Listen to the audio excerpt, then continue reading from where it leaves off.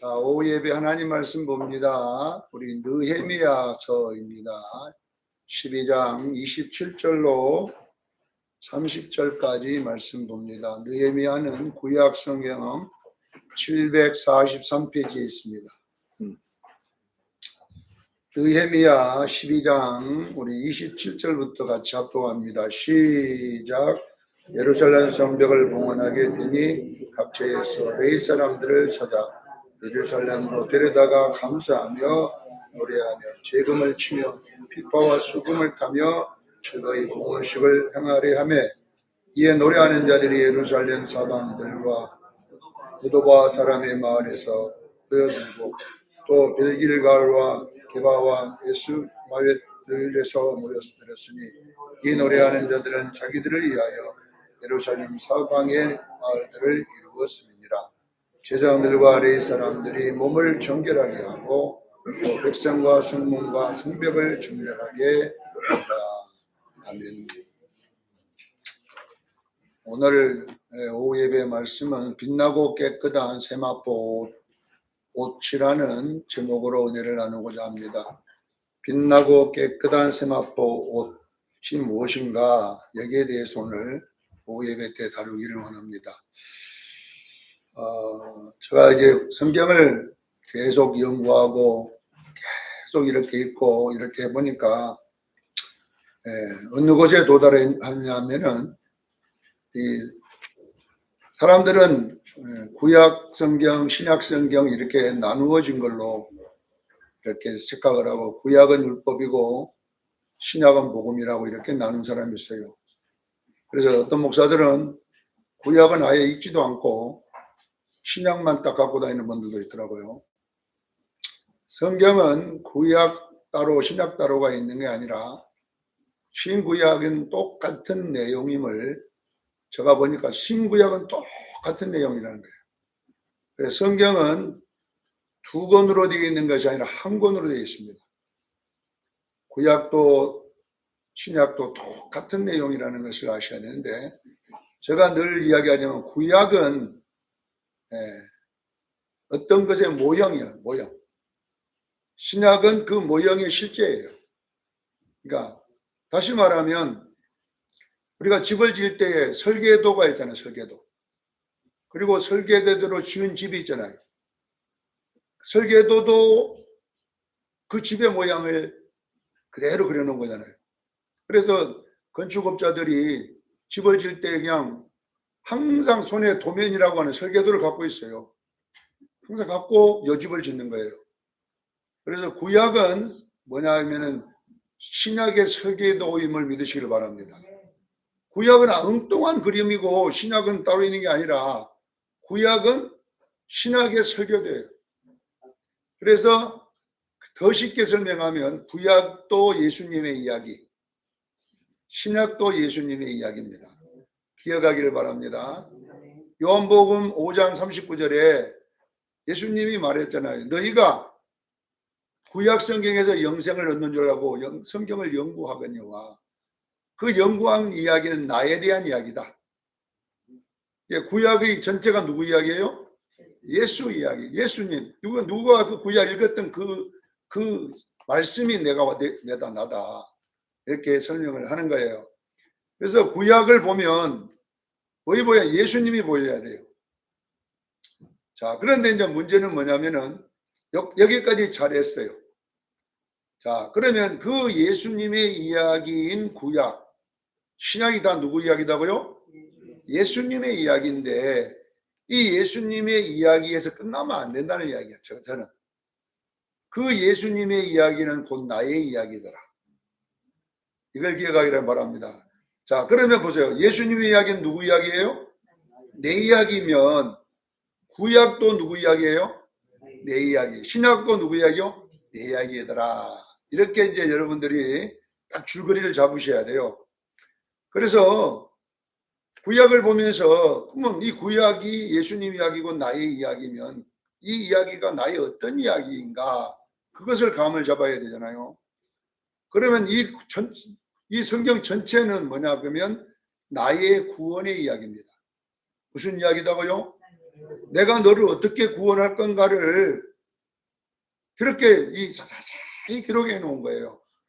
그래서 창세기를 봐도 내 이야기가 기록되어 있어야 돼요.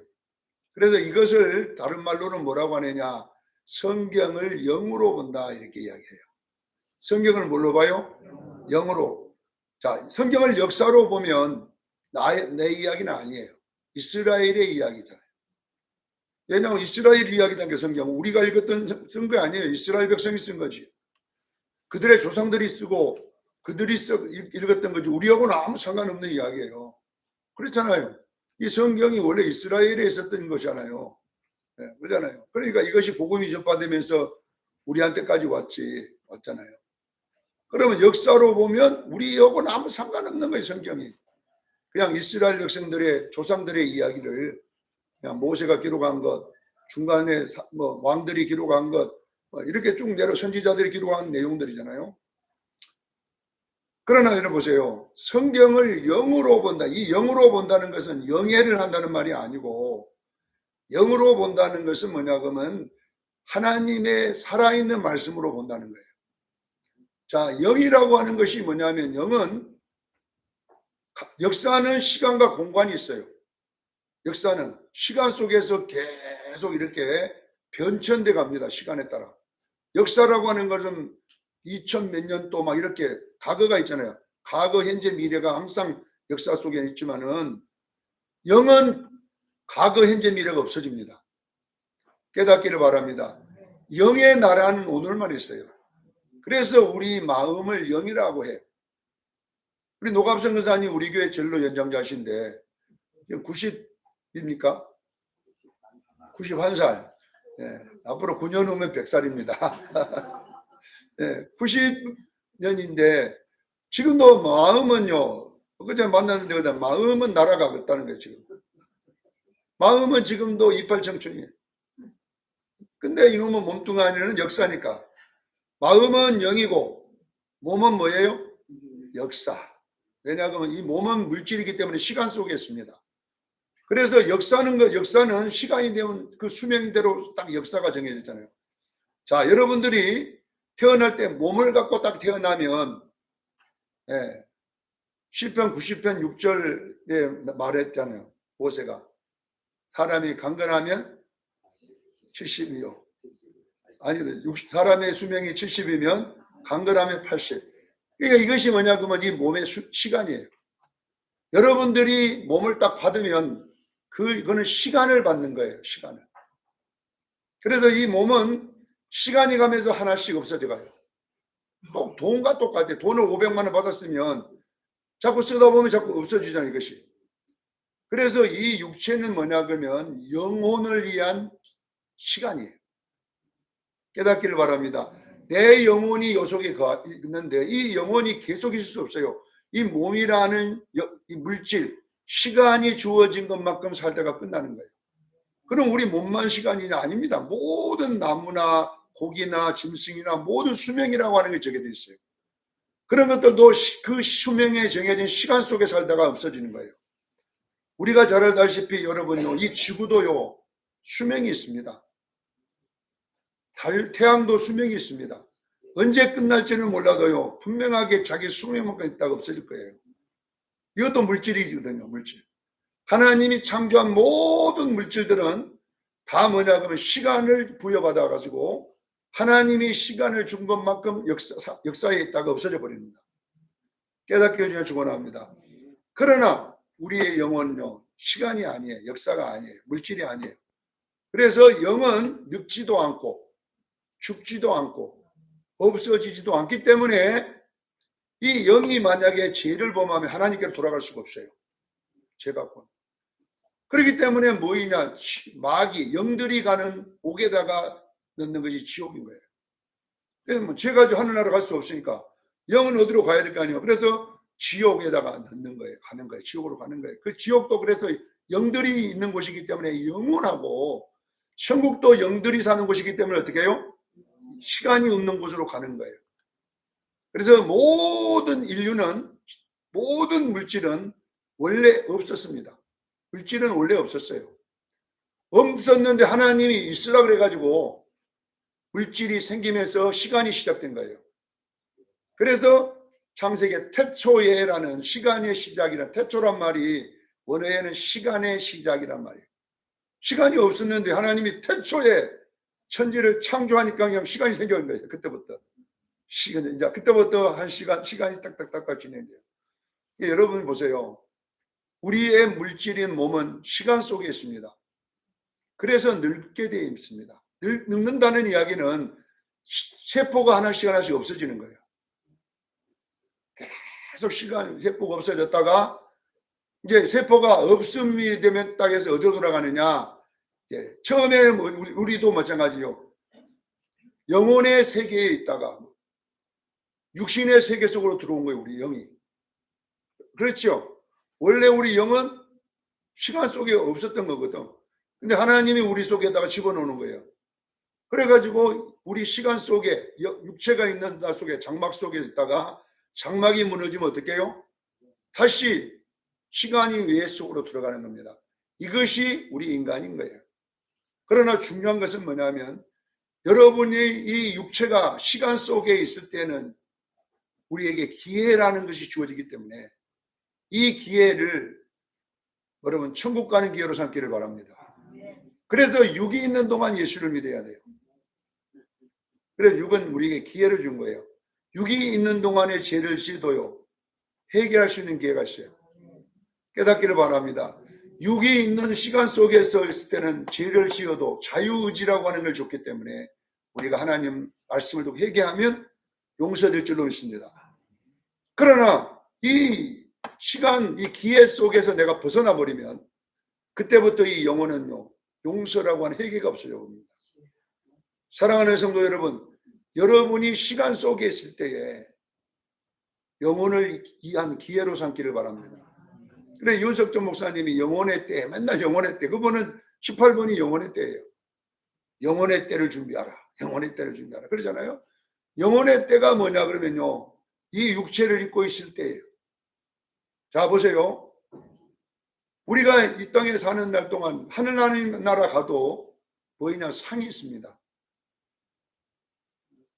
요한계시록 22장 12절에 내가 속히 오리니 너희에게 줄 상이 있어.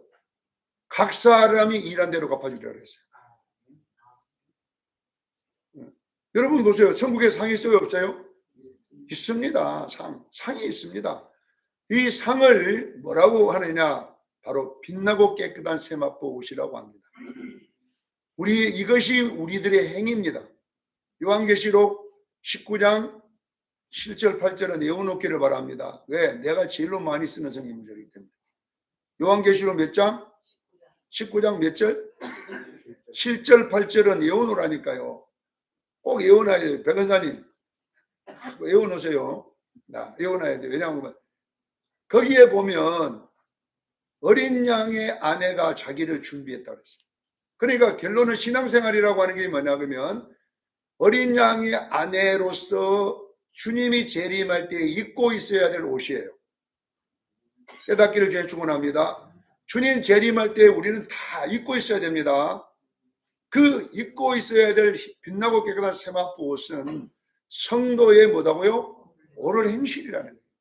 옳은 행실이라고 하는 것은 우리가 말씀대로 행하는 걸 말해요. 말씀대로 행하게 되면 여러분의 행실이 바꿔질 줄로 믿습니다.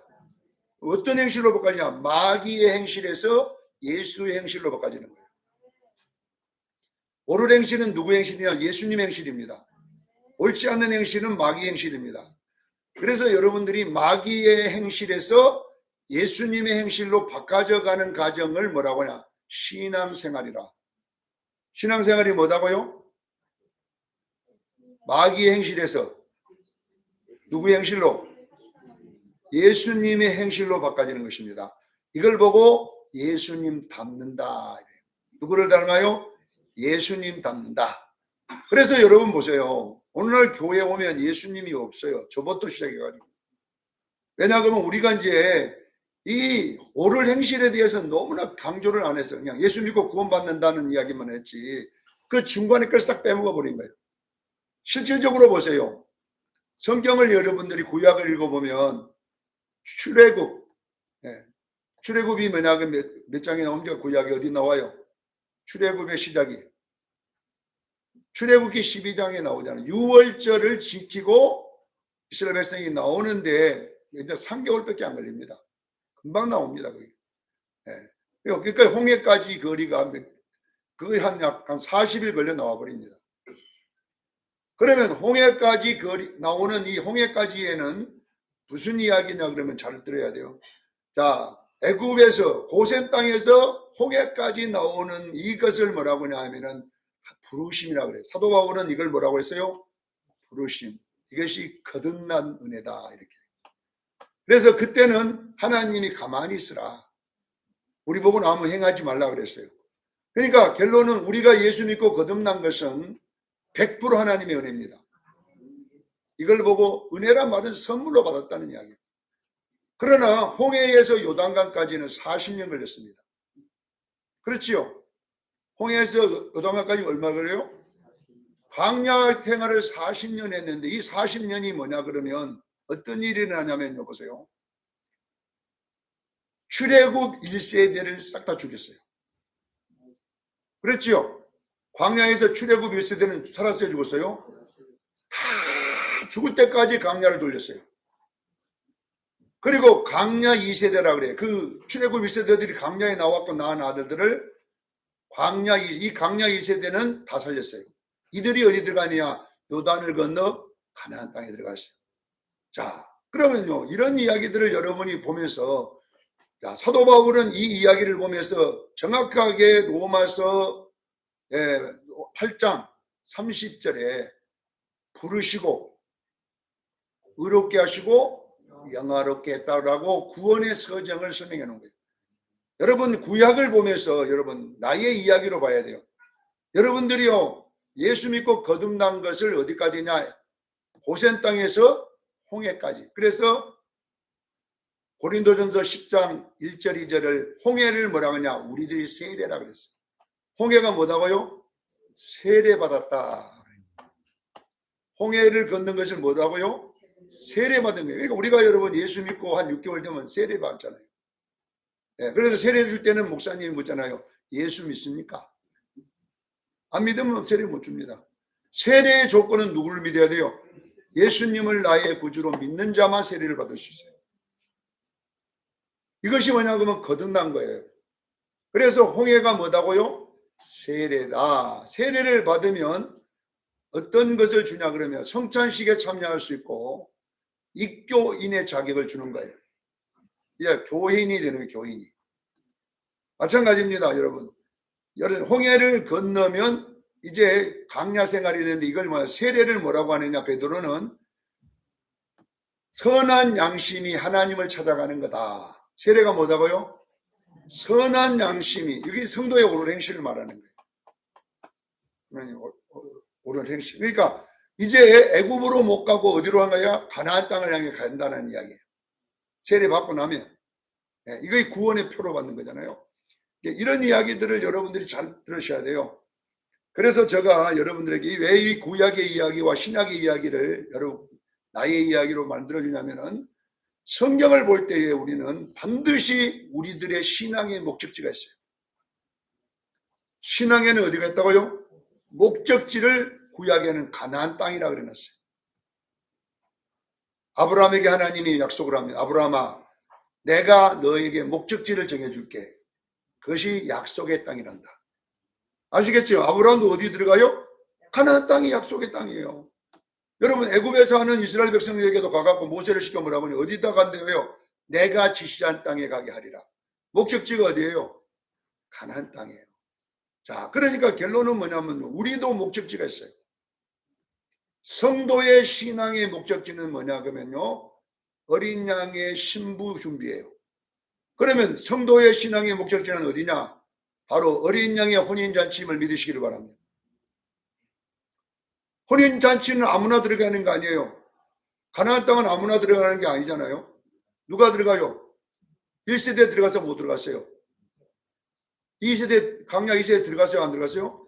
들어갔잖아요. 그러면 뭘 이야기하냐? 자, 이것을 사도 바울은 뭘로 수건을 벗고 딱 우리에게 말하잖아요. 자, 이 출애굽 1세대는 여러분 속에 있던 옛사람을 말해요. 깨닫기를 주의는 축원합니다. 출애굽 1세대가 뭘 상징한다고요? 여러분 속에 있는 육체의 소욕인 옛사람을 말한다는 것을 기억하기를 바랍니다. 그래서 에베소서 4장 22절에 구습을 따르는 옛사람을 벗어야 돼. 죽이라는 말이다. 아시겠지요? 이 옛사람이 뭐예요? 출애굽 1세대입니다. 이건 다 신앙생활하면서 죽이기를 주님 축원합니다. 그러면 죽이라는 단어가 어디 나왔습니까? 골로새서 3장 5절에 골로 3장 5절에 땅에 있는 뭘 죽이라고? 지체를 죽이라 그랬어요. 땅에 있는 지체를 살리라 해서 죽이랬어요. 죽이라. 이것이 뭐냐 그러면 출애굽 1세대입니다.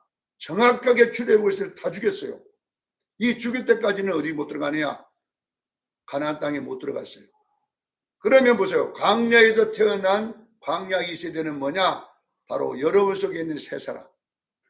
예수님의 DNA인 줄로 믿으시길 바랍니다. 이것이 여러분의 주인이 돼야 돼요.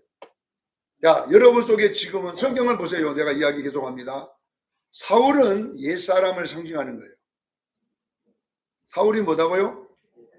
옛사람. 이게 이제 출애굽 1세대예요. 사울은 죽여요, 살려요? 죽여야 됩니다.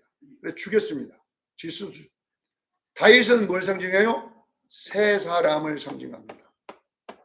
사무엘하 3장 1절에 뭐라고 생각해? 사울의 집과 다윗의 집의 전쟁이 오래니 사울은 점점 약해지고 다윗은 점점 강해지고 이게 뭐냐 그러면 신앙생활을 옳게 하고 있는 거예요. 이 이야기들을 전부 여러분의 이야기로 보기를 바랍니다. 제가 지금 무슨 이야기를 하냐 그러면 여러분들에게 지금 이 성경이 누구의 이야기다고요?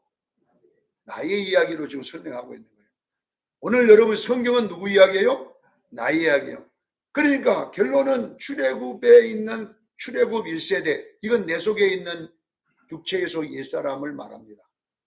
이 옛사람을 사도 바울은 갈라디아서 5장 19절로 21절에 뭐라고 표현하느냐?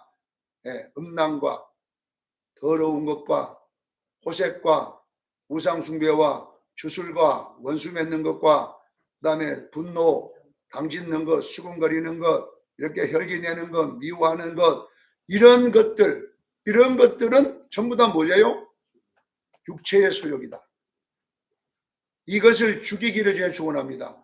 뭘로 죽일 거냐 이 말이에요. 하나님의 말씀으로 죽여야 돼요. 그리고 우리가 입어야 될 것이 뭐냐 그러면 성령의 열매 9가지를 입어라. 아시겠죠? 성령의 열매가 육체의 소욕을 이겨내야 돼요. 그렇게 안 하면 우리는 흰옷을 입을 수가 없어요.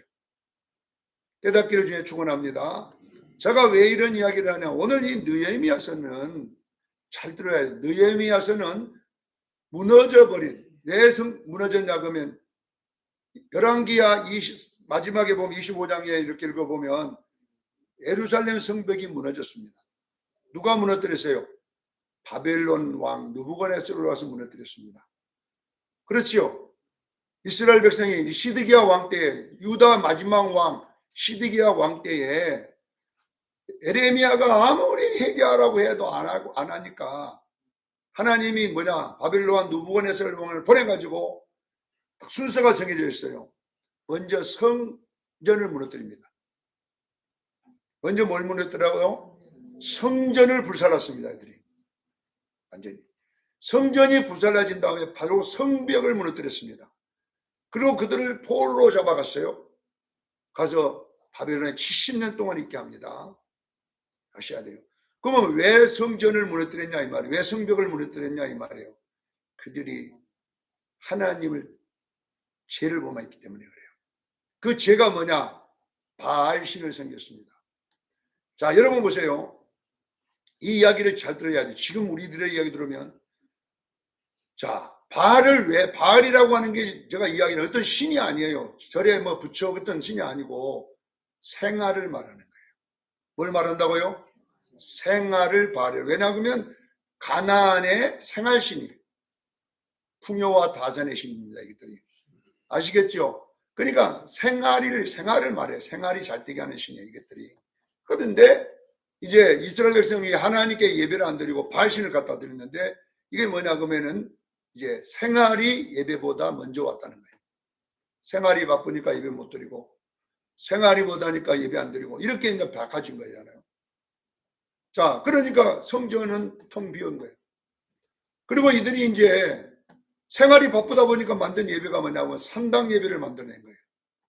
산당 예배를 원래는 어디 예배를 드려야 예루살렘 예배를 드려야 말씀이 맞잖아요. 출애굽기 23장에 15절로 17절에 보면 남자는 1년에 3차 6월절, 맥주절, 이 순양절 3개의 절기는 어디서 예배나 4개에 보일지냐 예루살렘에 와서 예배를 드려야 돼요. 그런데 여러분요, 그 사람들이 예루살렘 오기가 쉬운 일이 아니에요. 걸어서 와야 돼. 그때는 뭐 말 타고 와야 돼. 이러다 보니까 저 밑에 있는 부엘세바나 단 있는 사람들은 약 한 달씩 걸렸어요. 한 달을 걸어와 가지고 일주일 또 예배를 드리고 가. 그러면 한 달하고 일주일 동안 예루살렘에 있어야 되잖아요. 그러니까 뭐냐, 경비 많이 나오지, 또 힘들지, 그 시간에 농사 못 지갖고 수입이 안 되게 이러다 보니까 이제 서서히 이제 불명이 생기다가 다윗 때까지만 하고 솔로몬 때부터 없애버렸어요. 히스기야가 처음으로 6월절 예배를 드릴 때 솔로몬 시대부터 없애버리는 것을 히스기야가 그 시작한 거거든요. 자, 여러분 보세요. 산당 예배가 뭡니까? 내가 생활이 바쁘다 보니까 이제 편리한 예배를 만드는 내 집 옆에다가 뭘 하나 만들어 놓고 거기서 예배 드리는 거 이들이. 오늘날 우리는 여러분 보세요. 뭐 유튜브 예배가 예배라고 하는데 아닙니다. 유튜브로 예배 드리는 것은 진정한 예배 아닙니다. 그거는 말씀 공부예요. 성경 공부라고 낼 수 있어도 예배는 아니에요. 여러분, 예배는 교회에 와서 예배 드려야 될 줄 믿습니다. 이걸 보고 공동체로 모이는, 그러니까 너희들끼리 그냥 몇 사람 모여서 하지 말고 전 이스라엘 한 곳에 모여서 드리는 것을 예루살렘 예배라는 거예요. 예배라고 하는 것은 여러분은요, 불편해도 모여야 될 줄로 믿습니다. 모여야 됩니다. 이렇게 되다 보니까 하나님이 그러려면 너희들 안 모이려고 그러면은 굳이 모일 필요가 있냐. 예루살렘 성전 허물어버린 거예요. 자, 성벽도 허물어버린 겁니다. 자, 이 이야기가 보세요. 그러면 70년 포도로 살다가 이들이 다시 성전을 짓습니다. 근데 자기들의 힘이 짓는 게 아니라 에스라서는 뭐 짓는 이야기냐면 성전 짓는 이야기입니다. 누가 지주냐? 고레스라는 왕, 페르시아 왕 고레스가 70년이 차니까 지어주는 거예요. 자, 보세요. 성전이 먼저 무너졌는데 먼저 뭐이 또 지어져요? 성전이 지어지잖아요. 맞지요? 그 다음에 성벽이 무너졌는데 그 다음에 느헤미야서에 성벽을 짓는 거잖아요. 성을 짓는 거예요. 자, 보세요. 이거 뭐냐 그럼 그러면 오늘 내가 여러분들에게 느헤미야서 하는 멋지는 이야기예요. 느헤미야가 공집사님. 에스라서가 성전 짓는 거라고 그랬잖아요. 네, 성벽 짓는 거다면 보세요. 성벽을 상징하는 것이 뭐냐면요, 바로 이것이 신앙생활인 거예요. 우리 수정교회에 여러분 안에 성전이 세워지기를 저는 축원합니다. 성전이 세워지려면 어떻게 해야 되냐? 예배가 회복돼야 됩니다. 예배가 회복되니까 이스라엘 사람들이 엄청난 연단을 받고 그들이 뭐냐? 예배를 그리하기 시작합니다. 과거에 우리가 하나님께 예배드렸던 것을 기억하면서 하나님께 우리가 예배드리고 싶습니다. 성전을, 그리고 하나님께서 그들의 그 마음을 보시고 성전을 회복해 줍니다. 그 다음에 성벽을 회복합니다. 자, 오늘은 이 성벽 이야기인데, 자, 여러분 보세요. 이 성벽이 무엇인가를 오늘 저와 여러분들에게 하는데, 요한계시록에 보면 이 예루살렘 성벽이란 말은 예루살렘 성을 말해요. 성. 아시겠죠? 성벽은 예루살렘에서인데, 근데 봐봐. 요한계시록 21장에는 뭐냐? 이 성전, 새 예루살렘 성이 세집니다. 맞지요? 새 예루살렘 성. 이 새 예루살렘 성이 뭐냐? 정확하게 요한계시록 21장 9절로 10절에 어린 양의 아내라고 정확하게 나와요. 뭐다고요? 어린 양이 아내. 이 성이 어린 양이 아내다니까. 이 성. 어린 양이 아내라고 그래요. 자, 요한에게 성령님이 요한을 데리고 내가 어린 양의 아내를 보여주겠다. 그리고 높은 산으로 데려올라가 가지고 보여주니까 어린 양의 아내가 내려오는 게 아니라 예루살렘 성이 내려오고 거룩하면서 여기 내려오더라고 그랬잖아요. 그러면 결론은 뭐냐? 여러분요, 이 성벽을 우리가 중건하는 일은 바로 신앙생활을 옳게 해야 될 줄로 믿습니다. 여러분, 신앙생활이 무너졌습니까? 그러면 우리는 다시 신앙을 회복하기를 저는 축원합니다. 이렇게 여러분들이 하나씩 해가야지. 주님 재림할 때에 우리는요, 흰 옷을 입고 서야 됩니다. 그러면 어린 양의 아내가 자신을 준비했는데 이 준비한 이 성벽이 뭐냐? 이게 예루살렘 성이 성도의 오를 행실입니다. 자, 그러면 지금까지 여러분 성도의 오를 행실을 제가 이거 외워놔도 외워야 돼. 다음 주에 시험 볼 테니까 틀리면 하여튼 영원히 수영교인 교인 돼야 돼. 틀리면. 자, 보세요. 네? 자, 성도의 오를 행실은 두 가지예요. 꼭 기억해야 돼요. 이 두 가지 열매를 맺어야 됩니다. 하나는 에베소서 5장 9절 빛의 열매.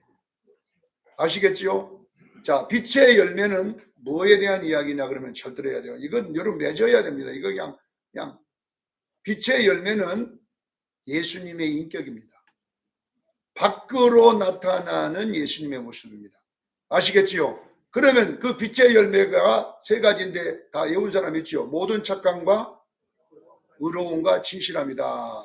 이 세 가지는 뭐냐 그러면 화목의 열매예요. 무슨 열매다고요? 자, 여러분들이 아셔야 돼요. 내가 성숙했는가는 화목함으로 알 수 있는 거예요.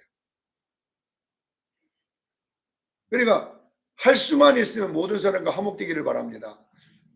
가정이 화목 안 하면 성숙하지 못한 사람끼리 모여 사니까 이 화목하지 못하는 거예요. 그래서 여러분들은 할 수만 있으면 예수님의 모양이 되기를 저는 축원합니다. 그러려면은 모든 착함과 모든 의로움과 진실함의 열매가 맺어져야 된다. 자, 그리고 그러면 예수님의 인격만 있는 게 아니라 성품이 있어요. 이것을 뭐라고 하느냐? 예수님의 성품을 예수님 닮았다 할 때 쓰는데 이것이 뭐냐 그러면은 성령의 열매 9가지예요. 이 열매도 결론은 뭐냐? 화목을 위한 열매예요. 알겠지요? 이 열매들을 여러분들이 외워놓고 여러분들이 정말로 주님 앞에 살려고 무릎치세요. 왜 그러냐 그러면 예수님 재림합니다. 그러면 이왕이면 여러분 보세요. 주님 앞에 섰을 때 여러분 생각해요. 지금은 모르지만요. 나는 여러분들이 진짜 영혼의 모습을 한번 봤으면 좋겠어요. 나는 뭐 보여달라고 안 했는데도 주님이 그냥 일방적으로 보여줘가지고 내가 봤지만은 내 영혼의 모습을 벌거벗은 모습을 봤지만은 제가 간증하지 않아요. 제가 왜 이런 설교를 하냐면은 이거는 내가 직접 받은 거기 때문에 주님 앞에. 내가 30년 전에 몸이 아파가지고 기도원에 누워있을 때 주님이 일방적으로 환상 중에 보여준 거죠. 이거는. 네? 제가 주님 앞에 딱 섰는데 완전히 빨가벗겨가지고 그 일본 수모 선수 있잖아요. 그거 차고 있더라고요. 그걸 훈도시라고 그러더만. 그걸 차고 예수님을 따라다니는데 예수님이 뭐라고 나를 데려간 데가 뭐냐 그러면요. 이 세상에서 제일로 큰 교회, 아름다운 게 성공한 교회를 데려갔어요. 놀라운 건지 뭐냐니까 주일학생에서부터 목사님부터 모든 성도들이 다 나같이 똑같이 훈도시만 차고 있었어요. 다 뻘거벗고 있었어요. 여러분요, 신앙생활은 편한 게 아니에요. 신앙생활은요, 순교와 같은 거예요. 예수님처럼 사는 거는 여러분요, 나를 완전히 죽여야 돼요. 완전히 이 길은 십자가 길이에요. 예수님처럼 사는 거는 한번 생각해 보세요. 오른밤을 쉬면 왼밤을 대야 되는데 이 쉬운 일인 것 같아요. 그러니까 왜 사람들이 그렇게 큰 교회 좋아합니까? 편하니까 다 내 비고 다 맞춰주고 쉬운 일 아니에요. 이렇게 아니에요. 예수님이 거기서 나를 끌고 데려간 데가 어디냐? 천막신교였어요.